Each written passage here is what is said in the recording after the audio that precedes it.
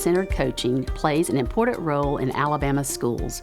During a coaching cycle, the reading specialist and teacher work together to identify the needs of students, set learning targets based on Alabama ELA course of study standards, and design effective instruction aligned to the science of reading. In this video, I will be planning with a third grade teacher.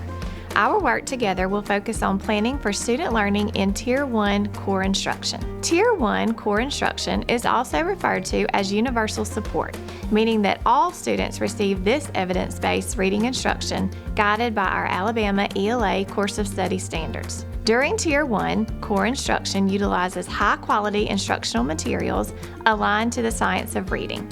Our planning will focus on the comprehension portion of the reading block. Specifically, we will focus on the third grade Alabama Course of Study Standard number 22.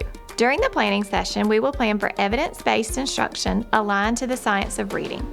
In addition, we will plan for how we will work as partners during the delivery of instruction and how we will collect evidence of student learning to modify instruction and to determine next steps for Tier 2 targeted instruction. The evidence gathered will enable us to measure the impact of both coaching and instruction. After analyzing your universal screening data for mid-year, we noticed a couple of areas in comprehension that we probably need to go back and focus on. One was Standard 22, describe literary elements within a story, including setting, plot, characters, and themes. And so I know today we did the lesson on setting. How do you feel that went? I think it went well. So we've got a couple of students that's still a little worried about, so maybe we keep a close eye, and it might even be the same students that we looked at before, but just keep them on our radar for sure. Okay, and I think the four that I was focusing on during the lesson, I think that 3 of them are pretty much ready to move on, but maybe one that we'll talk about for Tier 2 possibly. I wanted to go ahead and move on to the next portion of our coaching cycle, which would be the character lesson that we're going to go ahead and plan. What we were talking about is using that same passage, Country Mouse and City Mouse, that we use for setting. And let's focus on 22A, describe in detail the characters' behaviors, emotions, and traits, and explain how their actions influence events in the story. And so that can be our next lesson, and then maybe even after that, the following lesson will move on to identifying the central message, theme, or moral in a story using that same story. How does that sound? Yeah, I think that's a natural progression for sure. It's a fable, so it's going to work right in with the theme and the moral. Because whenever you think about, we've already done the setting lesson, so the next natural step would be the characters. Because if you look at our standard, it also influences the events in the story. We would have to have that background knowledge of the setting, which they now have, in order to really kind of look at those characters in detail. And so I agree. We can use all of that with their environment, because we have the 2 environments, and then we can move from that to the characters. I agree, and I think we could use some of the same comprehension strategies that we use with setting in this lesson. You know, I'm looking through this text, and already there's so much that stands out to me. It actually talks about when City Mouse arrives in the country. So we could start with kind of how her feelings are there and move to maybe the end. What could we use to help, I don't know, just scaffold their thinking? Okay, so as we have them reread certain portions of the text, we can have them reread those portions for a specific purpose, because we know that sometimes when we reread, we gain a deeper understanding of the meaning of the text. So let's go ahead and think about our learning target. Let's think about what we want the students to be able to do at the end of the lesson so that we can plan from there. If we're looking at the standard, we said that we were going to focus more on 22A for this lesson. So what could be a good learning target for our students? We need to start off with I will, have them take ownership for sure. We could do I will, describe in detail how the character's behavior, emotions, and traits influence events in the story. You know, look at that, and sometimes I want to take a chunk of that out because I'm like, oh, maybe we don't need this part, but really all of that works together in order to make that standard everything that it's meant to be. If we're keeping the end in mind, and this is what we want them to be able to do at the end, we need to think about what steps we want to take to get them there and how they will show us that they've mastered or that they can do this learning target. And so I know with setting, we worked on a text-dependent writing question at the Yes, that's end huge. that we were able to pull from and know that they understood that learning target. So maybe we could do something similar, and that would also help with their typing and getting ready for testing as well. What do you think? Absolutely. With that question, with setting, we had it more of go back to your text and answer it. But what if we still use that text-dependent writing for them to go back and actually kind of make it more for that instructional supports with ACAP? So it says here that if a character behavior changes in the story, give students the opportunity to create a new narrative based on how the character's behavior, emotions, and traits could alter the story's events. So I like the idea of the students creating their own narrative. Like maybe they could change the behavior and emotions of the character and then see how that would change the story. So it gives them kind of a fun, we've already done that rigid, let's go back to the text, but this is still text dependent, but it's a little more fun for them because I think that they could really do a lot. And I think that was one area that we needed to work on anyway after looking at the practice test. And so we could tie that in. I think that's perfect. I think we could really pull a lot from this. We have to think about a character. I know with our setting, we talked a lot about Country Mouse. So what if instead of using Country Mouse, we use City Mouse? That way they have to think a little deeper. So if we use City Mouse and we say, okay, we discovered City Mouse did not like the country. So we could word it as City Mouse did not enjoy the country. But what if we change their behavior and emotions and kind of think about and word it in the way of write your own narrative? I don't know, what do you think? Like changing the behavior and then because they would have a different ending, but they still can use those components that's in the story to help guide them. I like it because then they still have to go back to the text. So we know that in our story, City Mouse did not like the country. Right. But imagine if City Mouse liked the country. How would that change the outcome of the story? I like that. And they could write a narrative about City Mouse going to the country and actually liking it and how that would alter the ending of the story. I like it. And I think that ties right into our standard about how their behaviors, emotions, and traits influence events in the story. And I like you using the word imagine too. Imagine just takes them back to that visualizing the story. And I think that's important whenever they're going to do a text-dependent writing, because if they're not invested in it, then it's harder for them. We have our question.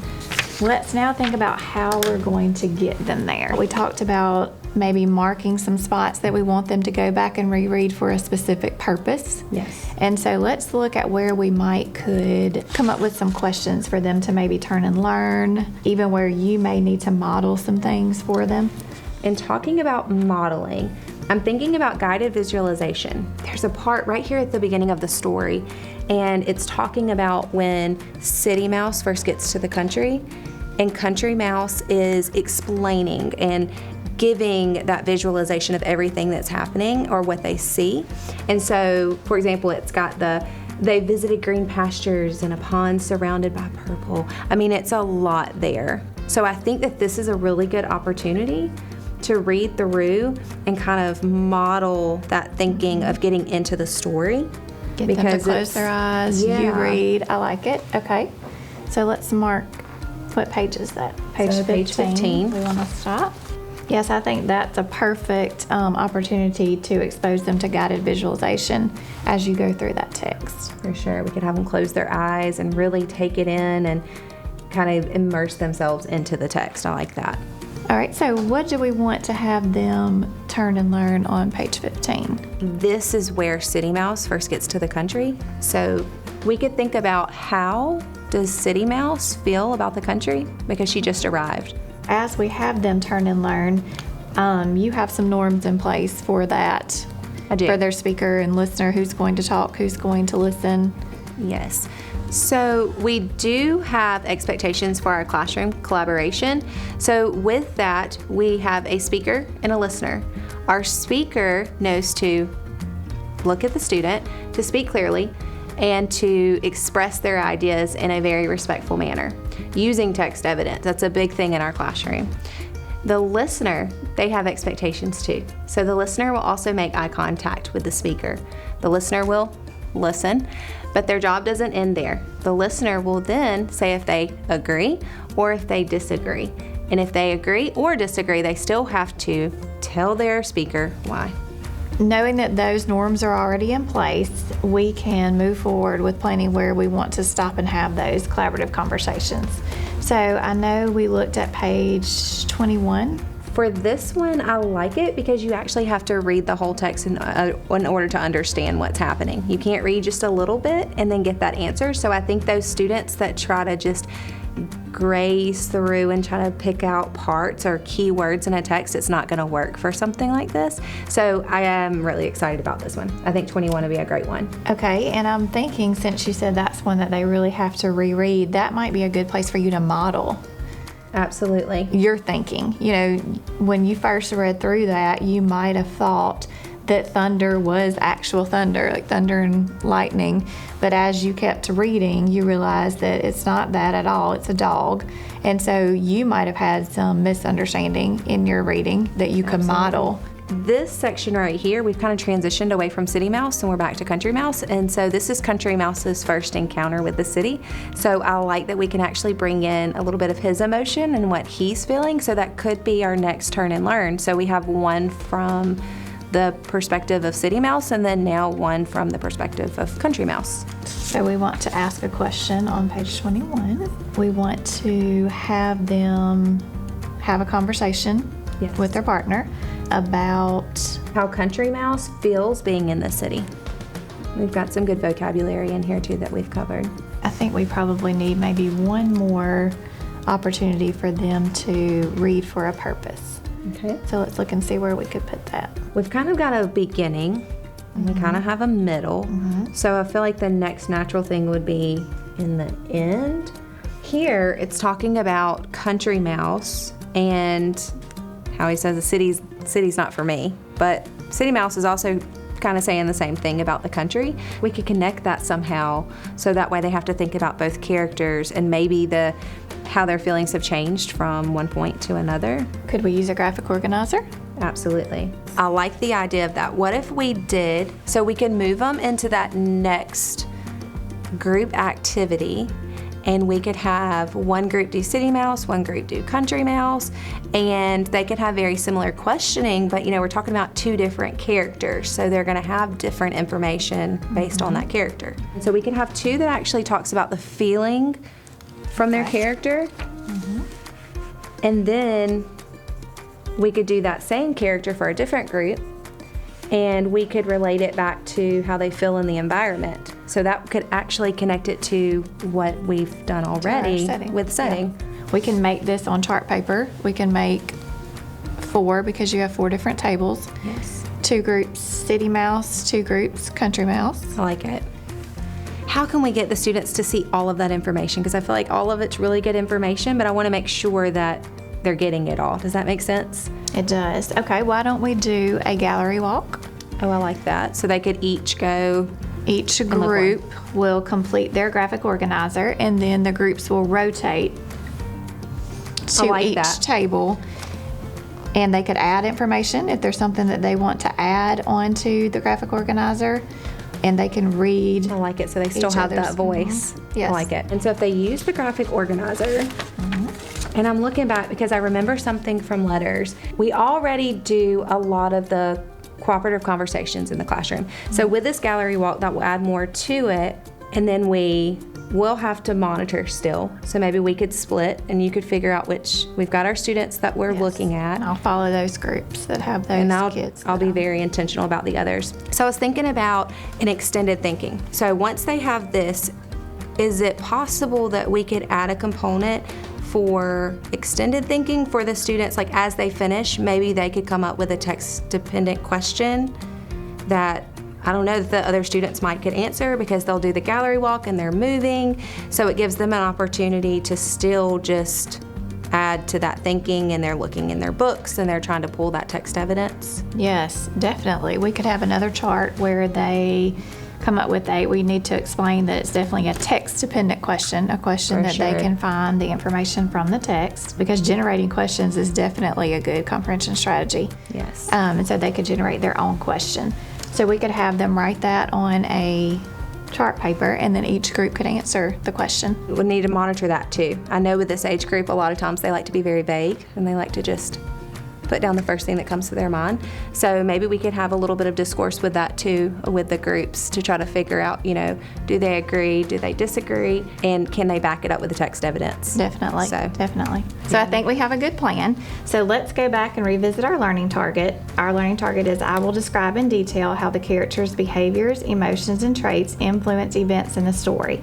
And so I think the strategies that we have planned for comprehension are really going to help guide them to be able to answer that text-dependent question that we have at the end. So we've got the comprehension monitoring that you're going to model. We have graphic organizers, collaborative conversations, all of those different strategies, visualization that they'll be using throughout the lesson that's really going to help them be able to answer that question. So I think we have a good plan. I know that you have the 4 students that you have me watching during our lessons, and so I will continue to do that, and we'll talk about next steps for those students. But is there anything else that you want me to do during this lesson? So something that would be super helpful for me is that it's a little difficult at times to get all around the classroom, because I can only be present at once. So if you, as you're collecting your data and you get to a table, could you kind of help facilitate some of that learning that's there?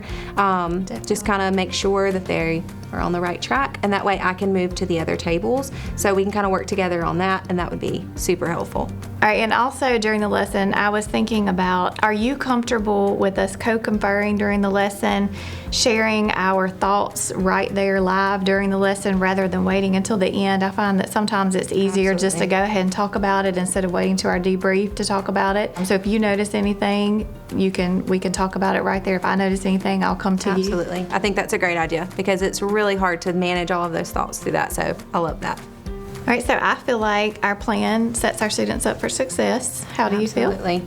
I love it. I think we've got a lot of good components. I feel confident in what we've got going for our instructional supports. I feel great about it. Good. Okay, so we will do this lesson tomorrow, and then maybe we can meet again and talk about our next steps. Instructional leaders also play an important role in student-centered coaching.